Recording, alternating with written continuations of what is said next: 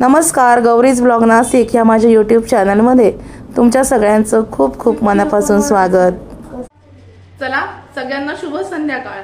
आणि आजची जी रेसिपी आहे ना ती अगदी सोपी, म्हणजे अगदी लहान मुलांपासून ते वयस्कर माणसांपर्यंत आपली डाळ खिचडी असते ना ती कशी करायची, पण एकदम वेगळ्या पद्धतीने साधी सोपी रेसिपी आज तुमच्याबरोबर शेअर करणार आहे।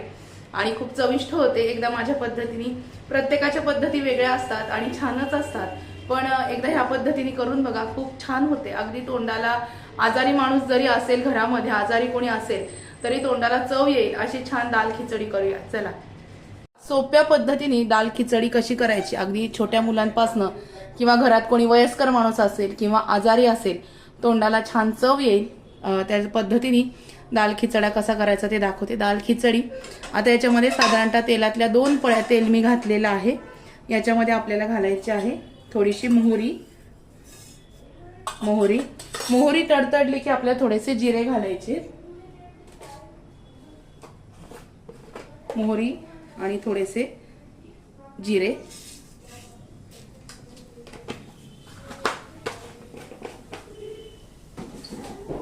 मोहरी आणि जिरे जे आहेत हे तडतडेपर्यंत आपण साधारणतः ह्या मिरची आणि लसूण मिक्सर मधून याची भरड काढून घेऊया। म्हणजे खूप बारीक पेस्ट नाही करायची, जाड भरड काढायची। हिरव्या डार्क मिरच्या असतील त्या जास्त तिखट असतात, थोड्याशा पोपटी मिरच्या ह्या कमी तिखट असतात। ह्या जास्त तिखट आहेत मिरच्या, तुमच्या चवीनुसार तुम्ही घेऊ शकता। पण लहान मुलांना आणि वयस्कर माणसांना जर द्यायची असेल तर मिरचीचं प्रमाण थोडं कमी ठेवायचं। मिरचीची जाड भरड आणि लसूण आणि मिरचीची मी मिक्सर मधनं काढून घेतलेली आहे। जिरे मोहरी छान तडतडले आहेत। आता आपण याच्यामध्ये हिंग घालूया, हिंग आणि हळद घालूया।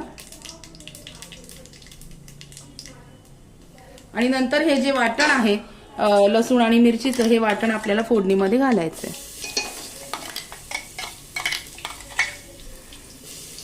लहान मुलांना जर देणार असाल किंवा घरामध्ये वयस्कर माणसांना खायची असेल खिचडी ही, तर मिरचीचं प्रमाण हे थोडंसं अल्प ठेवायचं, कमी ठेवायचं।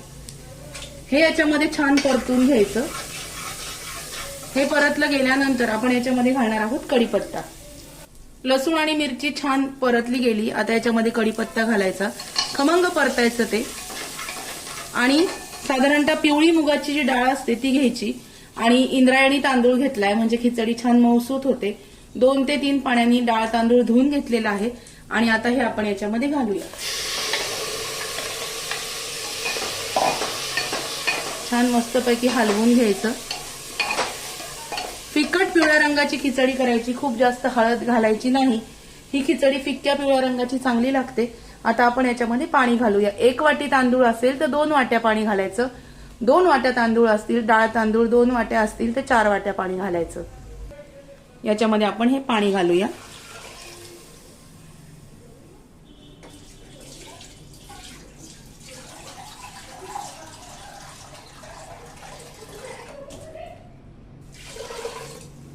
याच्यामध्ये पाणी घातलं अंदाजाने, तुम्हाला खिचडी कशी पण 1 वाटीला 2 वाट्या पाणी हे प्रमाण असतं।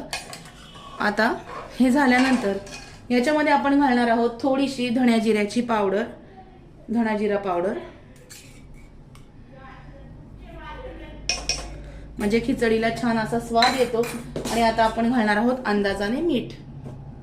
इन्स्टंट खिचडी आहे, पटकन होते आणि चवीची पण आहे। अंदाजाने मीठ घातलं। साधारणतः 3 ते 4 शिट्ट्या केल्यानंतर मऊसूत खिचडी तयार होते।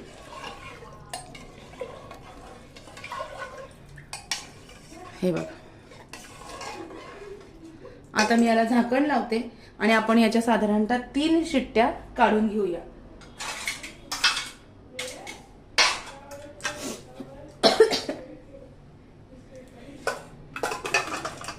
याच्या 3 शिट्ट्या झाल्यानंतर आपली खिचडी इन्स्टंट आणि चविष्ट तयार होईल। आणि कशी होते खिचडी हे पण तुम्हाला दाखवते। कुकर दबलेला आहे आणि अशी छानसर खिचडी आपली झालेली आहे। याच्यामध्ये वरतून छान कोथिंबीर घालायची हिरवीगार, अशी छान हिरवीगार कोथिंबीर घातली ही खिचडी आपली मस्तपैकी तयार होते. मऊसूत अशी छान खिचडी आपली तयार झालेली आहे. हे बघा. आणि ॲज युजल आम्ही आता लगेच जेवायला बसणार आहोत. त्याच्यामुळे ही खिचडी मी कशामध्ये काढणार नाहीये, सर्व नाही करणार आहे मी, म्हणून ही खिचडी अशी याच्यातच ठेवणार आणि आम्ही आता लगेच जेवायला बसणार आहे. तुम्ही पण आमच्याकडे मस्तपैकी जेवायला या. छान खिचडी झालेली आहे. हे बघा, मस्त खिचडी तयार आहे. या पद्धतीने नक्की खिचडी करून बघा. आजचा व्हिडिओ कसा वाटला ते मला नक्की कळवा. व्हिडिओ आवडला असेल तर व्हिडिओला लाईक, शेअर आणि सबस्क्राईब करायला विसरू नका. भेटूया अशाच नवीन व्हिडिओमध्ये नवीन विषयाबरोबर उद्याला. तोपर्यंत स्वस्थ रहा आणि मस्त खा, स्वस्त रहा. चला, बाय बाय, टेक केअर.